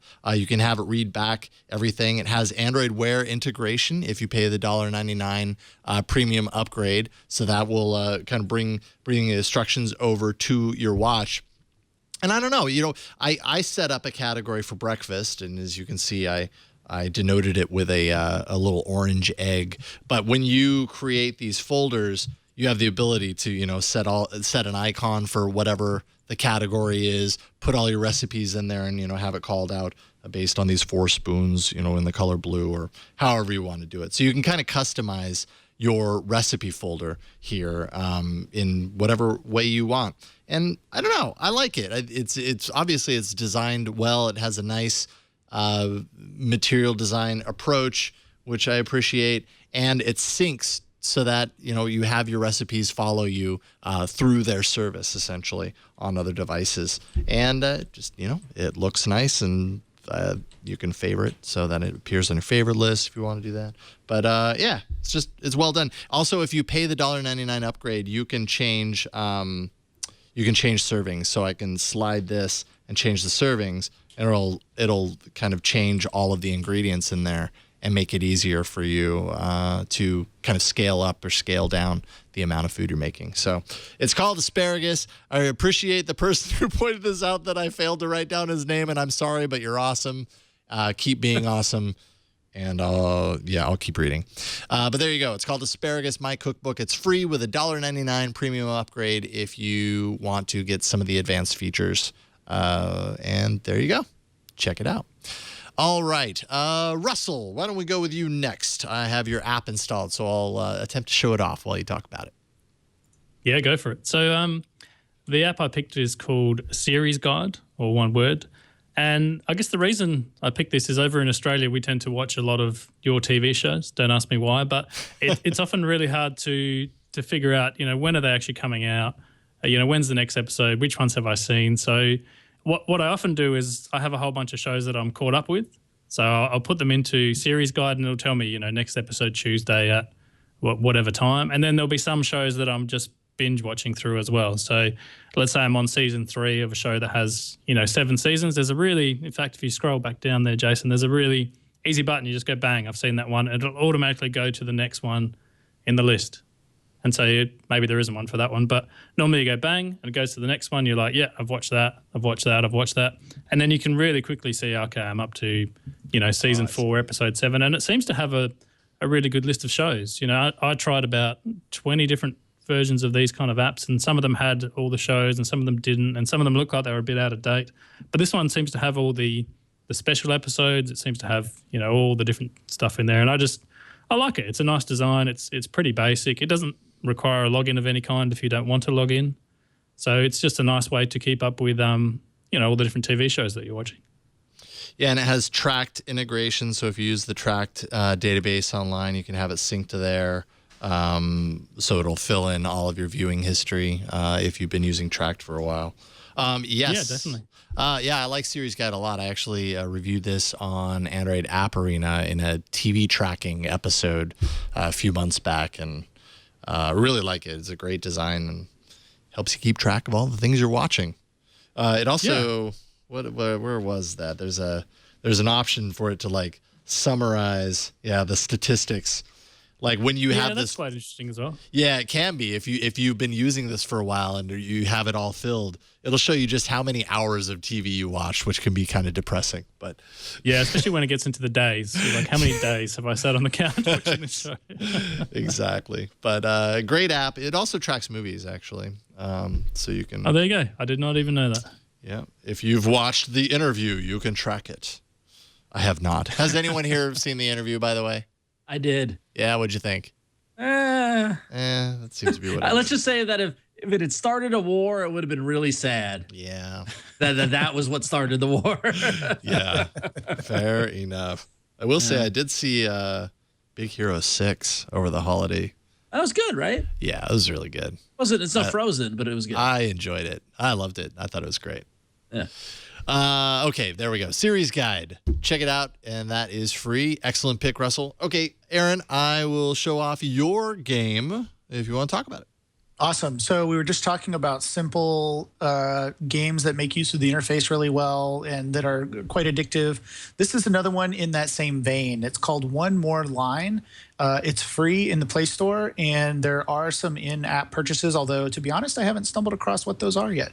So whatever they are, they're well hidden. Maybe the ads or something go away. I don't know. But this is a really, really simple game. Basically what it is if you hit the one more line, there you go, you will... I love the tutorials. This is what we were talking about. But basically, you're going to grapple onto these little planetoids or whatever as you're going through, and you're trying not to hit the outside lines. You're trying to navigate through the middle of the lines without hitting the outsides. Now, you can hit the outside lines if you are attached to the grapple. If you're not attached to the grapple and you hit the outside lines, you're done, and you've got to go back to the beginning. So you can see it's really, really fun. It's incredibly addicting. My son turned me on to this, and he and his girlfriend are basically going back and forth playing this game. They've gotten up to almost 200 somehow. I don't know how. I've gotten up to like 45 on this thing, but I keep going back to it because it's a beautifully done game. The soundtrack is really well done. It's kind of makes it fun to play as you're really listening hard. to the sound. It is really hard. One tip: you don't have to go all the way around. You can go all the way around if you want, but you don't have to. Okay, I gotcha. Also, if you the more you touch to grapple, the better off you're going to be. I see what you mean. Okay, yeah, it would take me a while to really understand the. Yeah, it takes a while to pick up, but once you do, it's one of those games. It's like, you get so frustrated, you turn it off, and then like after about 30 minutes, you're like, I want to play again. Like go back and play. And there's some other cool features you can make. Like you can go back and review the patterns that you've made. And some people have come up with some really funky looking patterns through their designs that they made as they're playing the game. So really simple, really fun, free app. He's getting it now. Oh, I see. I'm understanding a little bit better now. Yeah, I mean, you can go around. I almost always end up going around because I get so scared that I'm not. I was like, I got to keep going around. Sometimes I'll go around like 5 or 6 times trying to get just the right angle to get further in the map. So that's it. Really simple game, really fun game, great soundtrack, great retro disco kind of graphics. But it's a lot of fun and very addicting, much in the vein of a lot of the other apps we talked about, Flappy Bird and Retry and those types of things. So if you like those, check this out, give it a try. I think you're really going to enjoy it. Excellent. Love it. You're coming out swinging. I got to say, Ron, are you nervous? A little bit. That's cool. That app runs. It's kind of like Tron. Yeah, exactly. Like yeah, that. That's pretty it's cool. kind of like a retro feel to it. Mm-hmm. Yeah, I dig it. Okay, cool. So let's move on to my app. So this is an app that I've had in my back pocket for a couple of months now, and I've never found the right time to do it, and here we are. It is called Shut App, Real Battery Saver. And for those of you who might remember back in the halcyon days of Android with Task Killer and things like that, where we would really want to have like ultimate control over our apps and know what's running, what's not running, and what's draining our battery. Now, as Android has kind of developed, that need has kind of gone away, but you still get the feeling that you can't quite explain all that battery drain, or you can't quite explain all that data you're using. So what Shut App actually does is it's really interesting in that it will analyze your phone and identify all of the applications that are running that are using battery or using data, and it will show you them. And then what you can do is you can choose to whitelist some apps. So let's say like you're like, okay, well, I know that Gmail is going to be lurking in the background, and it's going to be checking my mail and that sort of thing, or Pushbullet or whatever else. I can choose to whitelist that and say, okay, leave that be, let that happen. And what you can do is you can basically set up this whitelist of apps that you're okay with running in the background. And then as you're using your phone, if you're in a scenario where you feel as if you've got a lot of battery drain or a lot of data drain going on, you can simply use Shut App to shut every app that's running in the background and just wipe the slate clean. And I found it kind of interesting in that in a scenario where you're at a conference or you're at someplace where you don't have a battery, where you really need to conserve that battery, sometimes it is nice to be able to tell that dumb app that you don't really need. Like, I don't need Zipcar talking to the Zipcar servers all the time. Like, I can just kill it. And so Shut App makes it really easy to do that. So this is saying that I have all these things running in the background right now? Yep. In some way. Now, how is this not a task killer? No, it is a task killer. It is. Okay. It is. So it absolutely is a task killer. But it's a task killer just for apps that are running in the background. So it might not necessarily be primary apps that you're using, although those would fall in the category of apps that are running. But it's absolutely a kill them all approach to task killing. And as you can see here now, it's going through all 44 apps that you have that because I assume you didn't whitelist all of them. No. And what it will do is at the end of this, it will calculate and tell you how much battery and data you've saved by killing all these apps. And it's really interesting, again, to kind of look behind the scenes to see what's going on with your phone, to see what is using battery, what is using data, and decide whether or not you want to use that app. Like I know that we've, kind of had this kind of, we've fallen into this position where, it's kind of, the developers have gotten so much better and it's okay to, let them run. But honestly, some apps can be draining and can be hogs. And this is a great way to get a sense of that and be able to get control over it. And you utilize that whitelist to say, okay, these are apps that I approve of that I want to be running in the background.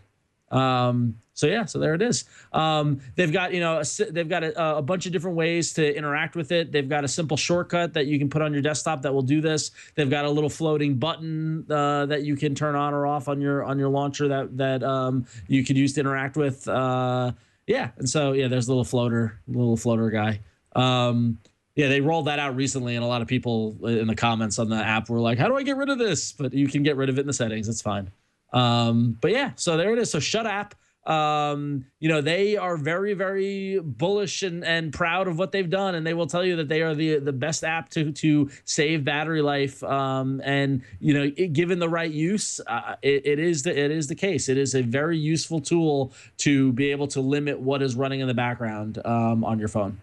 So there you go, without having to go into settings. That's the thing, like going into settings and then the apps, and finding the app and seeing what's running and doing all that stuff, like all those steps, this just make it that much easier. So Interesting. Okay. Yeah. Cool. And I like the design of that. So it's not totally material, but they're getting there. You can see how they're getting there. It's got the notes.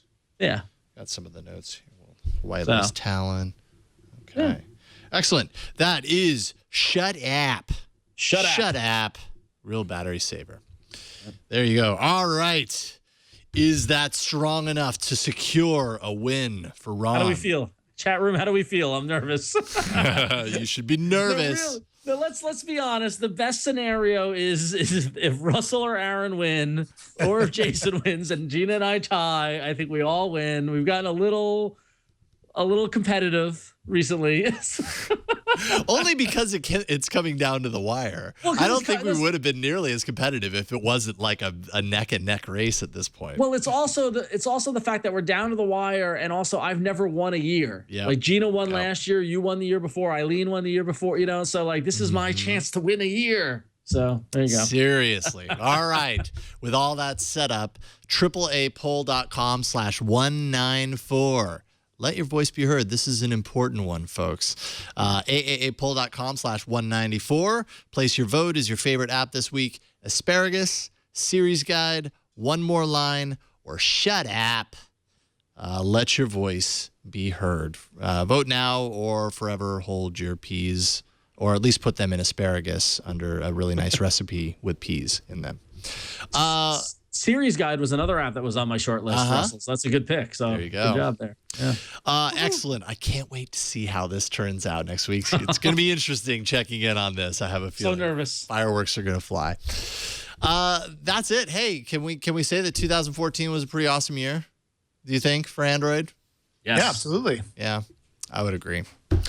Pretty awesome stuff. I really appreciate you guys coming on the show to help talk about all the cool things. First of all, Russell, Ivanovic, Shifty Jelly, continue kicking butt. You guys are doing great work with Pocket Casts, and I think everybody watching this show, like a lot of people that watch this show are Pocket Cast users. We hear from them all the time. So you guys are obviously making a lot of people happy. So thanks for coming on the show and bringing your perspective. Really appreciate it. We'd love to have you back. No, thanks for having me on. And I should say, just while we're talking about Pocket Cast, the material version is coming soon. I already have it on my phone, so ha ha. Whoa. Ha ha ha. Dude, send that APK over. I want to check it out. APK me. That's cool. It's not finished yet. Yeah. Oh, okay. I was gonna say any idea of when, but it sounds like soon. You're dog fooding it right now, so somewhere around the corner. I predict in 2015 there will be a Pocket Cast material design update. I hope so. All right, cool. Nice. I hope so too. Russell, where can people follow you on the internet? Your musings and all that. Probably Twitter is the best place. So just Rusty Shelf, all one word on Twitter. If you want to find out more about what we do, shiftyjelly.com. And that's about it. Fantastic. Russell, thank you once again. Have a wonderful New Year's celebration tonight for you. It's tomorrow for us, but you're living in the future, so excellent. I hope you have a wonderful New Year. Thank you for coming on. It's only 12 hours away, so we're just about to celebrate New Year's. You're about to start drinking. Aaron, who isn't going to start drinking now? I might just start right now and stay up for the next 36 hours. Aaron Newcomb, always a pleasure having you on the show. Thanks for coming on a moment's notice today, and we'll make this a regular thing for New Year's Eve or New Year's Eve-ish. Yeah, for the end of the show, end of the year wrap up kind of thing. That would be fun. Yeah, awesome. Absolutely. Where can people follow you? So follow me on Google+. I mean, you can also follow me on Facebook and Twitter, but I hang out on Google+ most of the time and love having discussions with folks there, either live on a hangout or just a random hangout, or just in the discussions on my posts. So you can definitely follow me there. You can follow me here on the Twit Network. In fact, Wednesday morning, 8:30, I think it is, maybe 8:45. I don't know. Randall Schwartz and I are going to be doing a little open source discussion and a little open hardware discussion as well. I'm going to bring some of the things that I've been building over the past year in. So we'll talk about the impact of open source and open hardware on the technology industry. I'll bring in my badge here, my lovely AA Ron badge. Yeah. And a lot of other fun things too, like my little Christmas tree that fell off my shoulder earlier, little Raspberry Pi Christmas tree. I'll bring that in, and some other fun stuff too. So definitely be on the lookout for that. Also, if you're you live in California, especially if you're in the Solano County, kind of northern Custer County area, and you want to go to a really cool, fun event in March, you can come to the Benicia Maker Fair. The Benicia Mini Maker Fair is happening March 28th, or you can just come to Benicia and check out what's going on in our makerspace that I run there. We always have a good time talking about technology there as well, so you can do that. Right on. Aaron, really appreciate it. Happy New Year. I'll see you tomorrow when we're all going crazy. All right, sounds good. Ron, I'll be seeing you tomorrow as well. You'll be coming out for some of the festivities, right? I will be. Yes, I'll be there in the afternoon, early evening time period. I'll be coming out, and I think I'm scheduled like 4 o'clock and 6 o'clock or something. I don't know. I don't even know what I'm doing. We're doing something super fun and secret, and yes, we're both on the same portion of tomorrow's thing tomorrow afternoon. So whatever it's going to be awesome. It's gonna be fun. That. It's gonna be fun.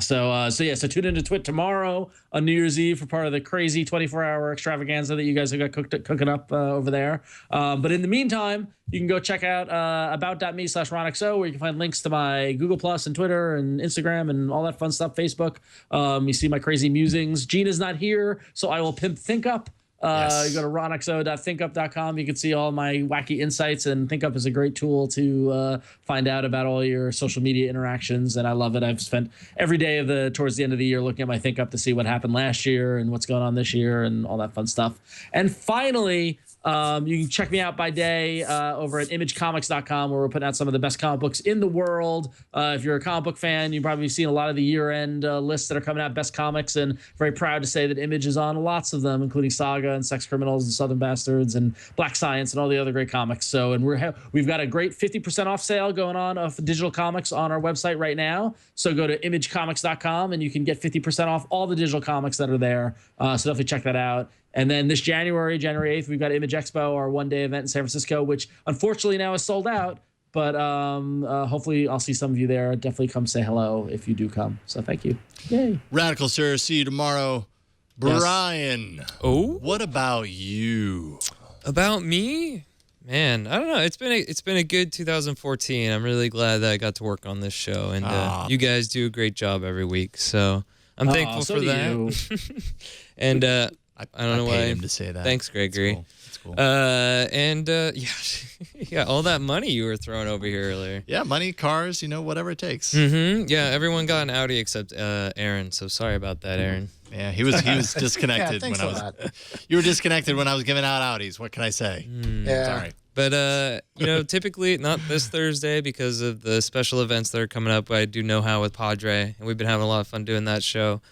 So you can check that out or follow me on Twitter at cranky_hippo. And otherwise, I look forward to 2015 doing some more Android stuff. Yeah, 2015. You can find me at about.me/Jason Howell. You can find my music at yellowgoldmusic.com. I'm going to update that site soon. I'm going to update to the next version of Squarespace. And it should be easy, but so it'll update at least, even if there's no new music there.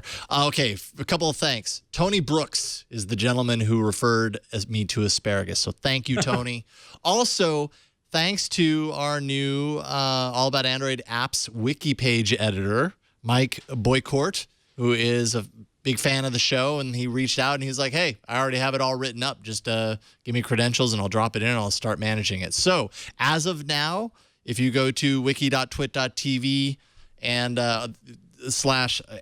/AAA, I think, or just find All About Android on the wiki, and there's an apps link there with all the apps we've ever covered in the arena. It is now up to date. It was horribly behind, and now it is up to date, and Mike is going to manage keeping this up to date going forward. So it continues to be an awesome resource, and big thanks to Mike Boycourt for doing that. There we go. There's the URL on the screen.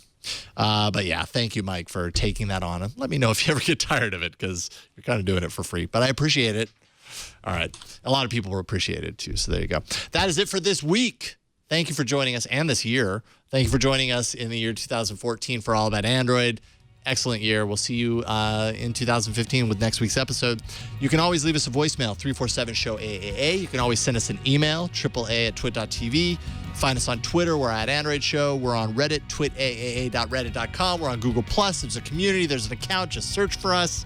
We have show notes and past episodes always at twit.tv/AAA. You can find our episodes everywhere on the internet, YouTube, iTunes, all over the map. And finally, you can catch us live every Tuesday, 5 p.m. Pacific, live.twit.tv. That's it for this week. We'll see you next week. on another episode of All About Android. Bye, you guys.